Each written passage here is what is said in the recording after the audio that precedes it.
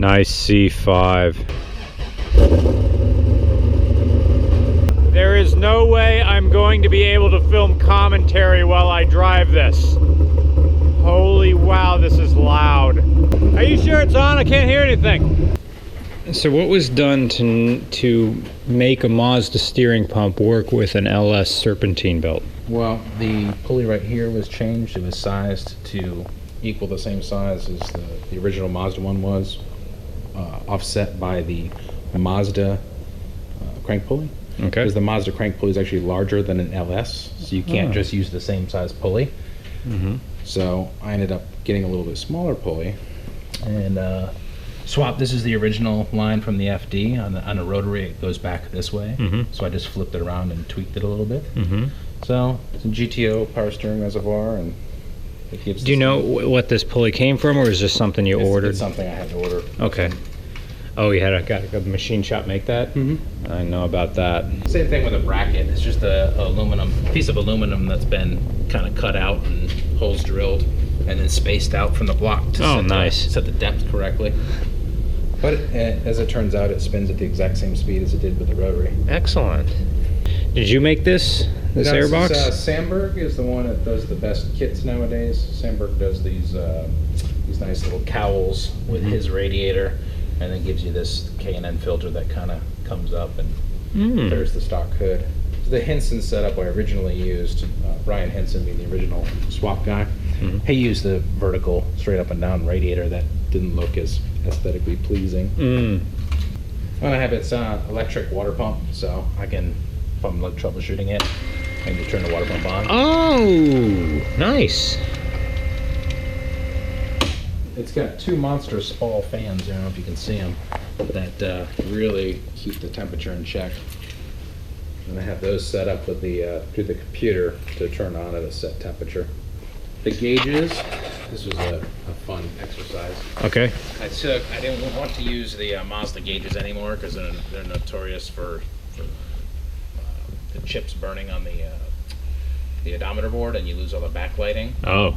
So, and also the tach only goes to, it's oriented a certain way. And what I did was I took the stock Mazda cluster, and then I had Speed Hut recreate all of the gauges to look exactly like OEM. Ooh. So all the font and all the text, the only thing I changed was I have the tach at 6 o'clock now, so it's like straight up and down.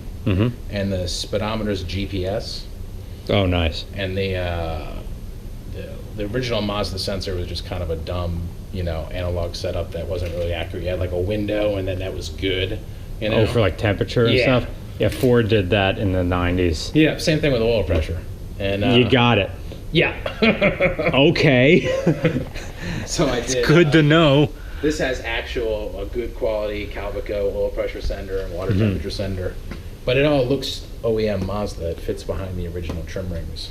I think the reason, well, they're probably just cheaping out, but I think the reason that manufacturers do the, hey, your temperature is good, rather than having a true temperature gauge, because if your average person would see what a temperature gauge really does, it moves up and down all the time. Your engine's hot, it's cold, it's at a long light, it may get a little bit warm, but people would see that thing going up and freak out and like, okay, well, it'll say this, and then this, and then warning. I also like that NFL arcade game, aftermarket traction control that the rear wheels expertly ignore. Cumin. Good to know the VIN is concerned about my safety. How prestigious. The difference is this is reliable. NB steering wheel.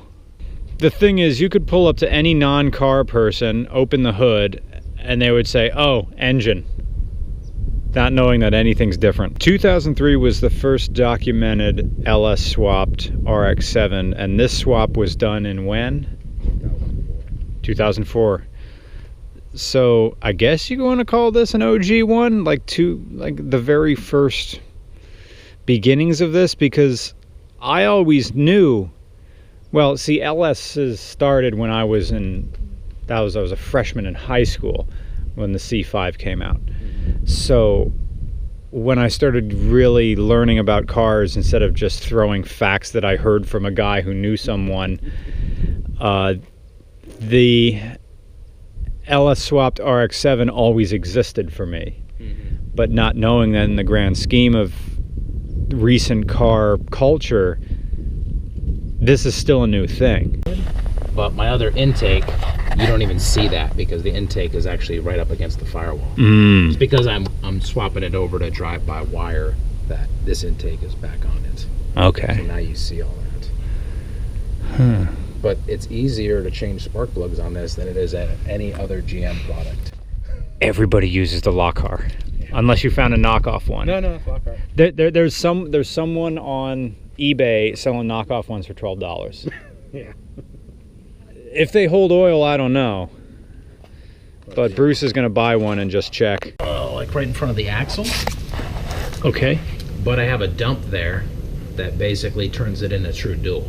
It just dumps right into the axle. So it's a loud valve you have going on? Or? Yeah, so that way, I mean, I found on this car when I dyno it, I picked up 35 horsepower just going from a single exhaust outlet to a dual exhaust outlet. Okay. Because it's moving so much air. Yeah. That it needs to breathe, and it was choking out. Even though that's a free flow muffler, it was still choking out where it joins. So when I put the dump there, it basically turns it into. What rear end are you using? It's a Cobra 8.8. Okay. And everybody uses them.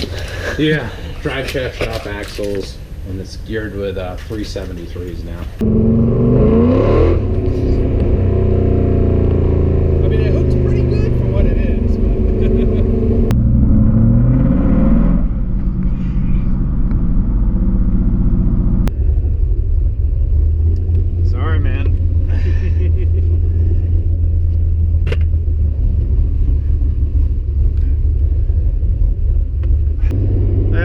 For this POV, we may not really be able to talk because this car is a bit loud, but I hope you enjoy the sound.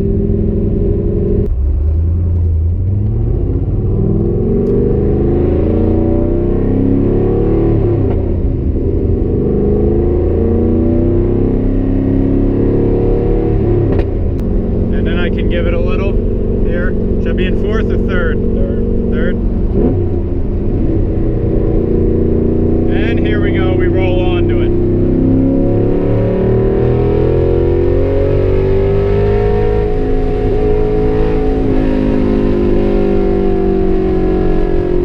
I wasn't thinking or anything, just know that I don't know the condition of the tires or what a thing like this is going to do. I'm hyper aware that all the safety things that would have been in a Corvette and the security and the weight of the Corvette is gone. I mean, I made the joke that I said an RX-7 with an LS is a Corvette, and that's the joke, but it sure doesn't feel like it.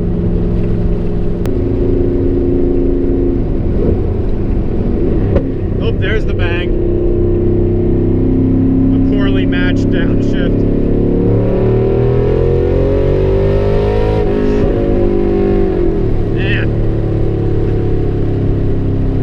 Get it. I know I say it a lot of POVs. Why would you swap an RX? You ruined everything about the car. No, you made something else. Something very, very different.